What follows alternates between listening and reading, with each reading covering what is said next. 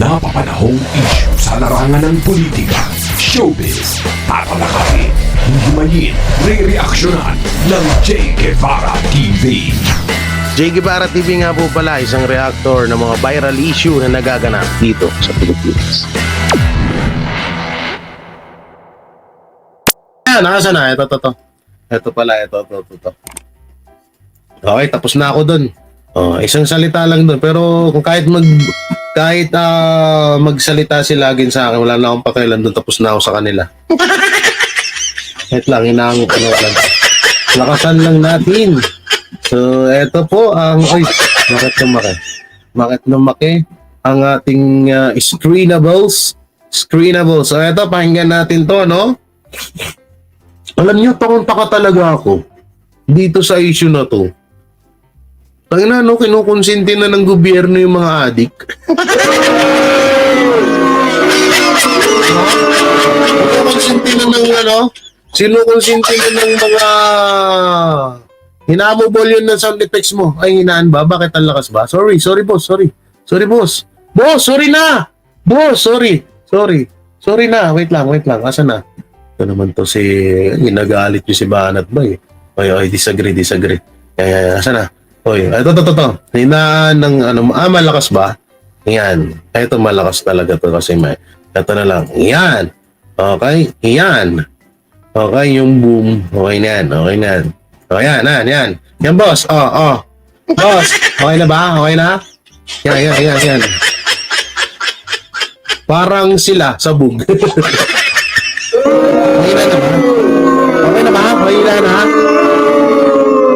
Okay na. May na. Be?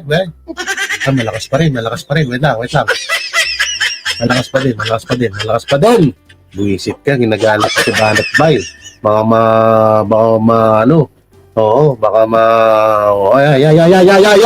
Yan. Wait lang. Okay na? Humina yung mic. Why? What humina yung mic? Bakit yung mic humina? Talagang kailangan ko talagang palitan tong sound card ko na to. Yan, tama yan. Banat Bay. Groom mo yan.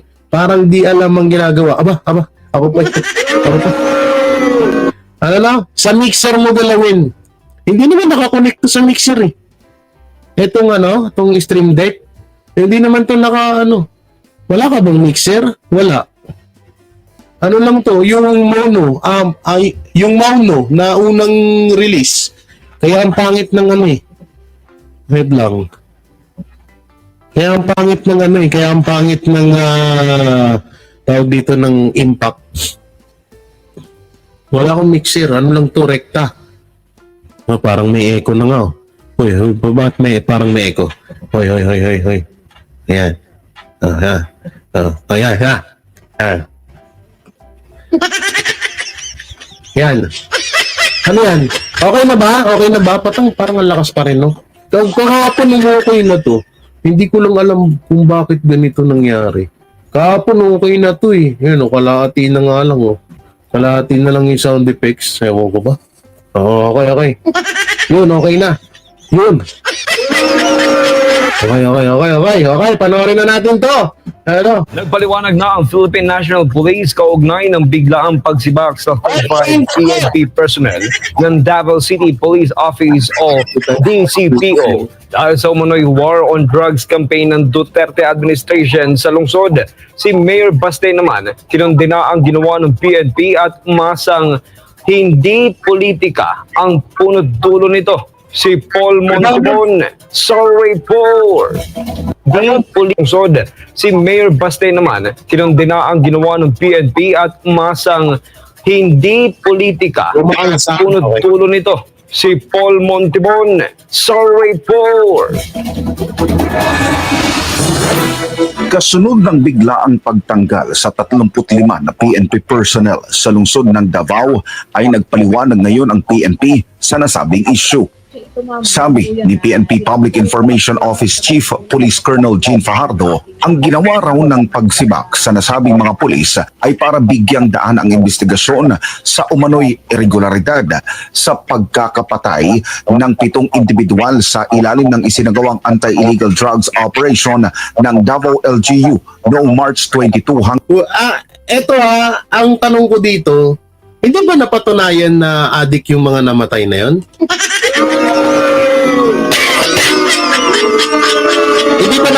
Hindi ba napatunayan yung mga namatay na yun na adik sila, na nagte-take sila ng pulburon? Hindi ba nila na ano yun? Tapos ipinasibak yung mga pulis kasi nanlaban yung mga adik. So ngayon pinasibak sila dahil sa mga adik. Tayo na, lumayas na tayo sa bansa natin. Tayo na, mga vlogger, bangag din yung... Tayo na, layas na tayo dito. Anak ng titing naman tong buhay na to. Paano yan? Ito lang, tanong dyan. Pag napatay ng adik ang pulis, sino mananagot? So, kapag napatay ng adik ang pulis, okay lang. Pero kapag ang pulis nakapatay ng adik, kulong, dismiss. Sarap ng buhay sa Pinas, no? Hanggang March 26. Ito naman daw ay batay sa pag-aaral at rekomendasyon ng Regional Internal Affairs Service 11. However, in this case po ay yung relief po nitong 35 PNP personnel including the city director po ng Davao City Police Station as well as ng mga station commanders po is based po sa recommendation. Ang masakit pa nito, no, mga DBS o nga pala, nakalimutan ko sabihin kanina. Hindi na po ako tatawag ngayon ng Duterte diehard supporters. Hindi na po DDS ang tawag ko. DBS. Duterte Banateros Vloggers na po simula ngayon. Sorry po kasi sabi ko nga iniwalay natin ang mga nabubulok sa mga hindi nabubulok. Okay, no? Kaya thank you. Ang masakit pa dito, no? Ang masakit po dito, mismong PNP yung mismong mga pinakamatataas pa na mga PNP ang tumutuligsa sa mga kapwa nila kapulisan dahil lamang sa pagkamatay ng mga adik. Ang lupit, di ba? Grabe talaga. PNP nagpaliwanag sa kasunod na pagtanggol sa 35 police na pinagtanggol ba nila? Sige, panoorin pa nga natin, baka mamaya kamali tayo dito. Sorry na. Station po ng Regional Internal Affairs Service po ng 11. Kung matatandaan niyo po, ay nagkaroon po ng investigation, motu proprio investigation ang Regional IAS po ng 11 that arose doon po sa 7 deaths na naitala po natin mula March 22 to 26 that led the RIAS to conduct its motu proprio investigation. So one of the recommendation po na sinabi po nila ay for the administrative relief po nitong 35 PNP personnel to give way doon po sa ongoing investigation. Giit ng PNP hindi pag-guilty ang mga pulis na pansamantalang inalis sa pwesto dahil maari pa rin umapila ang mga ito. Pwede pa rin daw patunayan ng mga sinibak. Kaya ang tanong, hindi pa nga guilty. Ang tanong, ma-absuelto ba yung mga pulis na yan? Baka mamaya kapag ginilty yan, hindi na rin ibalita. Yan ang masama dyan. No? Biglang hindi ibalita. Nung about sa pagkatanggal ng pulis, binalita. Nung nag-guilty na, hindi na binalita. Ano nangyari sa mundo natin? Dapat ang imbestigahan dyan, dapat ang imbestigahan dyan kung sa pulis ba talaga namatay yung 7 na yun. Kasi baka ano to baka gawain to dati nung panahon ni Tatay Digong. No? Kasi totosin yung mga namatay sa kay Tatay Digong, hindi naman lahat talaga connected sa droga yun Ibinintang lang talaga nila kay Duterte yun. Alam niyo kung bakit? Ngayon, sasabihin lang nila, wait lang, dito na yung kape ko. Thank you. Thank you sa kape. Yung iba doon, halimbawa, may kapitbahay ka, kagalit mo. Itumba mo yan, barilin mo, tapos lagyan mo ng karton sa dibdib na wag tularan. O sino mapagbibintangan? Aber? Hindi ang mga Duterte. Eh sila lang ang ano nun eh, panahon na yung gano'n ang gawain para sa mga adik. So yung namatay na yun, kahit hindi adik yun, inilagay yun sa ano, sa war on drug ni Tatay Digong. Kaya marami nagrereklamo ngayon na hindi naman adik anak ko pero pinatay ni Duterte. Hindi nila alam na talagang isinabay lang yun nung panahon ni Duterte. Eh nang hindi nagigets ng iba eh. Tapos dito, tayo na, tinanggal mo yung mga pulis or iniimbestigahan mo yung mga pulis. Pinapaimbestigahan mo dahil sa mga adik. Pero yung mga adik ay mong paimbestigahan kung sino yung mga drug lord doon. Kung sino ba yung mga drug lord nung mga adik na namatay na yun. Kung sino ba yung mga may hawak sa mga adik na yun. Mas inuna mo pang imbestigahan yung mga pulis. Kaysa doon sa mga adik na hanapin sana kung sino yung pinakapinuno ng mga to. Anak ng teting na yun. Na pulis nang wala silang kasalanan at sinunod lang nila ang protocol sa ginawang operasyon. That being said, hindi po ito ibig sabihin na guilty na po itong ating 35 PNP personnel. However, this is not the first time na ginagawa po ito ng RIAS and even the PNP na kapag isang pulis po natin ay nai-involve po sa mga illegal, reported illegal activities, may mga infraction, ay inaalis muna po sila pansamantala doon po sa kanilang posisyon para po bigyan daan po yung ginagawa. Ang masaklap pa nito, ito ang masaklap. 35, may pamilya din yan, sa sasahod. Tapos, yung pagkasuspindi nila, ano pa ata yan? No work, no pay. Wala atang wala atang sahod dyan. Ewan ko lang pero yun ang pagkakaalam ko, walang sahod dyan habang nakalib sila. Ano kung teting naman sa Pilipinas. Kaya nga tama yung sinasabi ni Mayor Basti Duterte. Ang dami-daming problema sa Pilipinas tapos yung war on drug yung pinag-aaksayan mo ng panahon.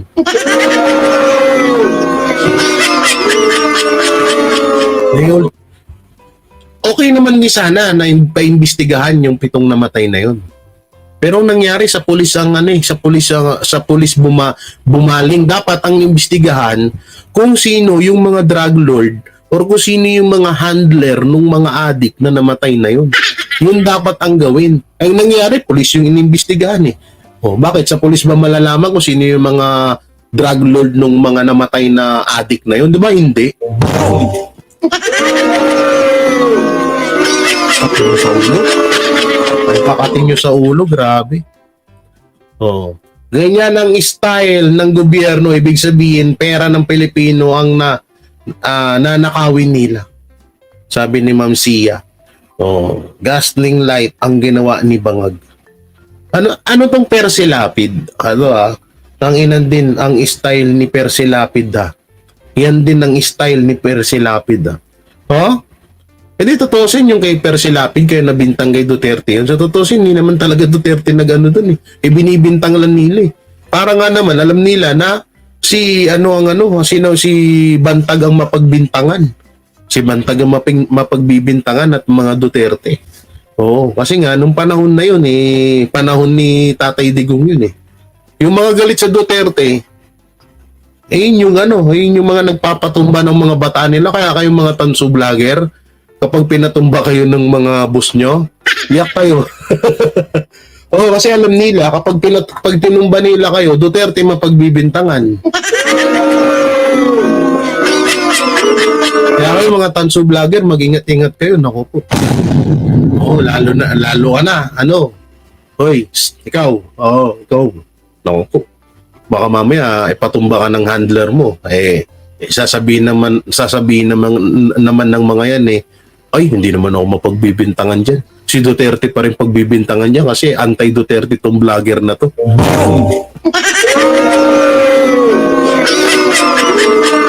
Kaya kayo, mga tanso, ingat-ingat kayo, delikado kayo. Delikado kayo sa mga ganyang gawain. Alam nyo ba kapag pinatumba kayo ng mga handler nyo, yung mga umawak sa inyo, hindi naman sila mapagbibintangan eh.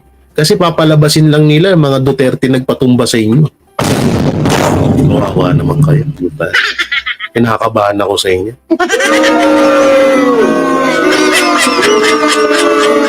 Ako. O, sige, sabihin mo. Ikaw, Jay, baka ipatumba ka rin. O, sino mo pagbibintangan? Hindi sila tanga. Dahil alam nila, kapag pinatumba nila ako, sino ba pagbibintangan? Eh, di mga, bangagers. Hindi ganun sila, hindi sila ganun katanga. Kayo, maaari pa kasi kapag tapos na kayong pakinabangan ng mga handler nyo, pwede nila kayong ipatumba. Like Percy Lapid. Ouch! Grabe yun. Tutuusin yung kay Percy Lapid na yun, hindi naman talaga Duterte yung gumalaw dun. Kundi yung mga, yung ano niya mismo, yung mga boss nila. Oo, tas ang napagbintangan si Bantag, si Duterte, di ba? O kaya kayo, mag-ingat-ingat kayo, naku po. Investigation. Ngayon, kung sakasakali po, matatapos po yung investigation na ginagawa po ng RIAS at kung makikita naman po na wala naman po silang kasalanan, ay magandang opportunity po ito sa ating mga kapulisan para makapag-present din po sila ng mga ebidensya na makakapagpatunay na above board po yung ginawa po nilang operation dun sa sinasabi pong mga nagresulta po sa pagkakapatay po ng suspect. At sinasabi naman po nila ay they enjoy the presumption of regularity in the performance of duty.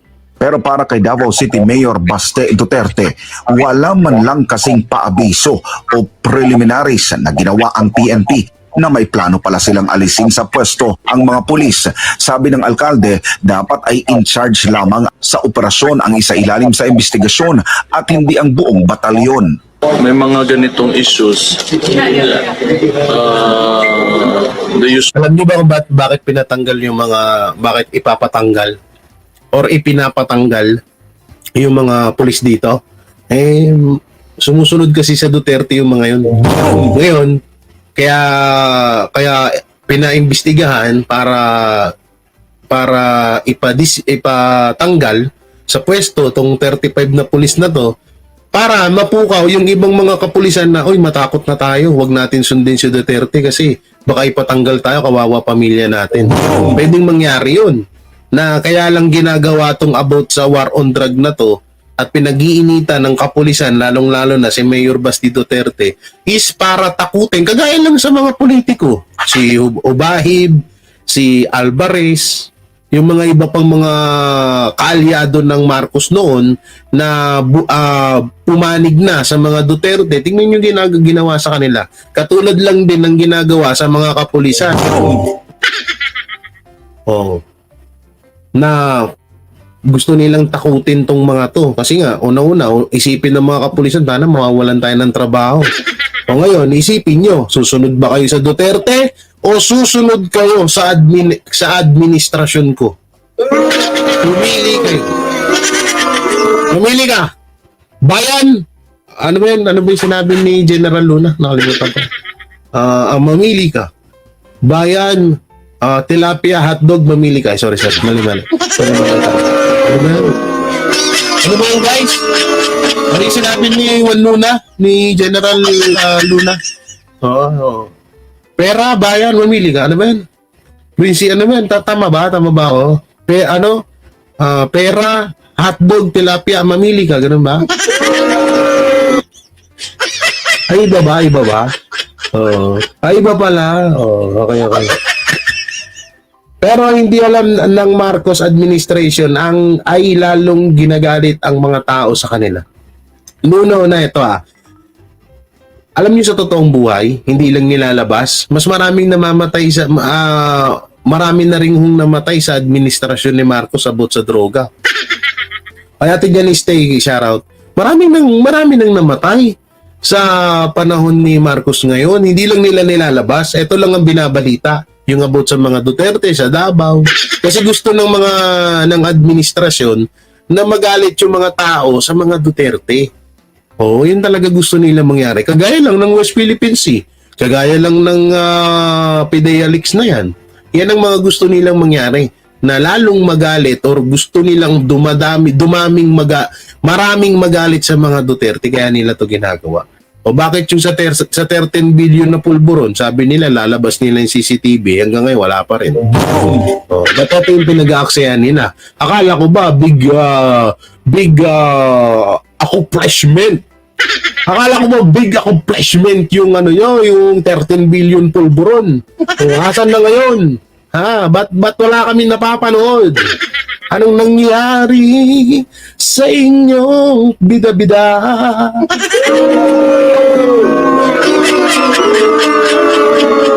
Ano na nangyari sa mga bida-bida? Oh, yan kasi bida-bida kayo. Tapos ngayon, hinahanap na ng tao yung 13 billion pulburon. Nga na. Boom! Nako po. Ay, nako po. Talaga, buhay. Actually, question the one who is in charge, but not this amount, no? So daghan kaayo ang unsa na-relieve tayo without, I think, kulang sa preliminaries. Dahil dito personal na umapila si Mayor Baste sa tanggapan ng Department of Interior and Local Government o DILG at maging kay Pangulong Bongbong Marcos kaugnay sa ginawa ng PNP sa kanilang lungsod. Umaasa si Mayor Baste na walang kinalaman sa politika ang desisyon na ito ng PNP. The RD has provided a statement, but I would like to hear a comment from DILG on like. Sabi natin, Janice, ilabas na kasi ang pulburon video na yan. Para game over na, baka naman maharle ka. Ano ilalabas? Wala na nga yun. Ano pa ba? Nakasampa na sila lahat-lahat sa Senato. Sa Senato tuloy. Sa Senado. O, sabi yun ng tamang panahon. Hanggang ngayon, wala pa rin. O, yung picture ng hitit, wala pa rin. O, asa na? Asa na yung mga sinasabi nyo yung bayani ng bayan? Bayani ng bayan, tapos yung ginagawa nila sa Duterte, bumabalik yung katarantaduhan na ginagawa nila. Tingnan nyo yung isip ng mga Tanso supporters. Oh. Ano ba yung isip ng mga Tanso supporters ngayon? Na inutusan ni Duterte si Marlica. Na bata ni Duterte si Morales. Oh, sino yung nasisira? Di ba ang mga Duterte? Nasisira ba si Marlica at si Morales? Hindi naman, di ba? Bayani nga daw ng bayan eh. Senator 2025 eh. A reason, just gusto ko or even from the president, because as I said, ito kasi na issue, bumalik ito, this happened I think a month ago. I declared drugs but never told anyone. I never ordered anybody from the police to do anything. It was a declaration coming from me, and I said, kung may papatay ako yun, kung may namatay ako yan. So, and they still, I do not know, but pwede naman, we can behave like children and pretend that this is not politically motivated. Wala nga raw nakikitang irregulardad sa mga operasyon ng PNP sa lungsod si Mayor Baste dahil matagal na niyang kilala at katuwang sa pagsugpo ng kriminalidad at iligal. Una, no? Etong mga pulis na to, kapanahonan pa to yung iba dito, panahon pa ni Tatay Digong. So yung mga bata-bata siguro siguro naabutan pa si Tatay Digong. So hanggang si Mayor BP Sara na, si BP Sara na naging mayor dyan, at ngayon si Baste. So ibig sabihin, totoo nga yung sinasabi ni Mayor Baste Duterte na matagal na silang mga magkakakilala or kabisado na ni Mayor Baste Duterte ang karakas ng mga pulis na to. Kaya yung sinasabi nilang human rights, lumabag sa human rights tong mga kapulisan na to, malabong mangyari yun. Malabong mangyari yun. Dahil unang-una, kung talagang lumabag sa human rights tong mga kapulisan na to, edi dapat pinakulong na nila. Oh. Bakit hindi nila ginagawa? Kasi nga gusto pa nilang magalit yung tao sa mga Duterte. Gusto nilang impluwensyahan tong mga kapulisan na magalit kayo sa Duterte, huwag kayo sumunod diyan. Sumunod kayo sa administrasyon. Huwag kayo susunod sa huwag kayo susunod sa mga Duterte na yan. Yan ang gusto mangyari ng iba diyan. Atong naman kayo. Ay, naku, buhay talaga. Buhay. Kung sino pa yung adik, yun ang pinagtanggol.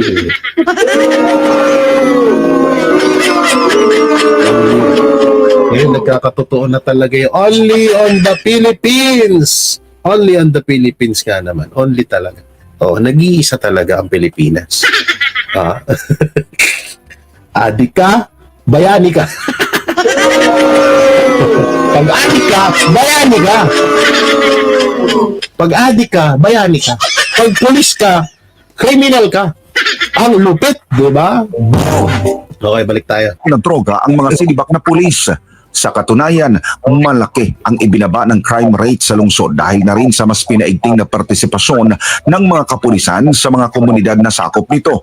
Bagay na dapat itong ipaliwanag ng mga kinauukulan. Would like to get a comment from DILG and maybe the President on what he thinks about this issue.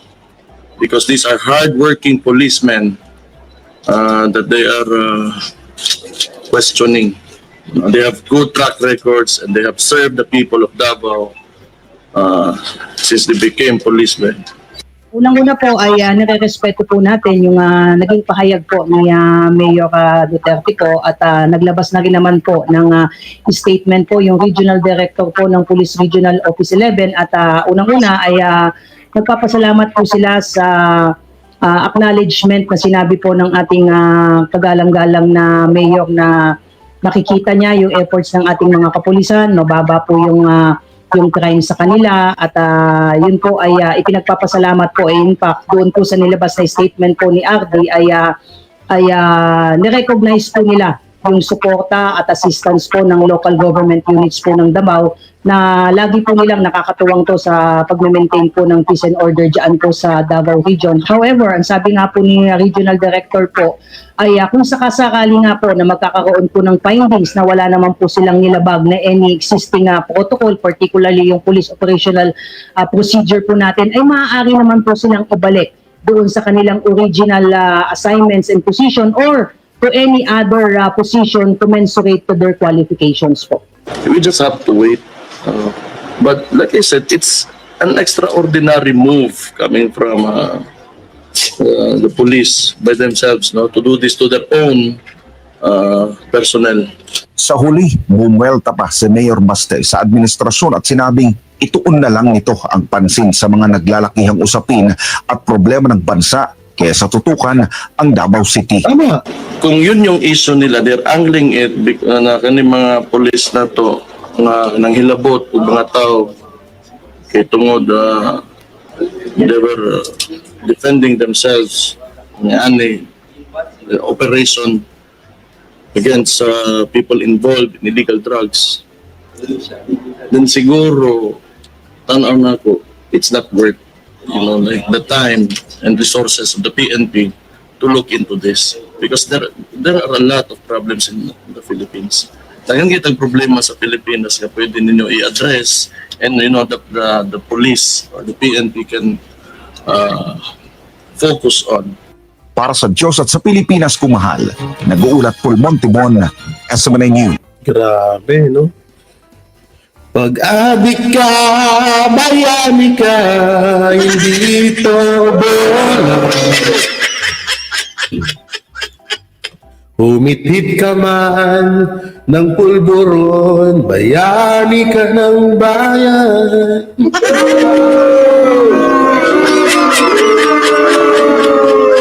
Ang lupit niyo talaga, kakaiba kayo. Napapakanta ko ng dahil sa inyo. Pag bayani ka, adik ka na. Ang lupit ng mga ito. Ano susunod natin balita? Okay, ano pa bang mga balita meron? Bang balita may mga meron tayo dito? Ha. So, eto. CEO, eto ba? Ay, tagal-tagal kong hindi na pag-usapan tong mag-ama na to, Pero tayo na, nakita na naman tayo,